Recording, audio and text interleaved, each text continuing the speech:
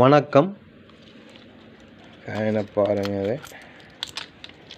இந்த காயினில் 1946 2 இந்த coin 1950 ANC coin. காயின்லாம் அடிப்படையில் நல்ல தெளிவாகவே இருக்குது. இது ஏஎன்சி காயின் தான். காயின் நல்லா பார்த்தீங்க. யூஎன்சி காயின் மாதிரி இது ஏஎன்சி காயின் தான். ஒன்று இந்த காயினை பார்த்தீங்க. இதோட 2 இது 1946. இதோட 3 காயின் கொடுத்துருக்கேன். இந்த 3 காயின் சேர்ந்து 2000 ரூபான்னு கொடுத்துருக்கேன்.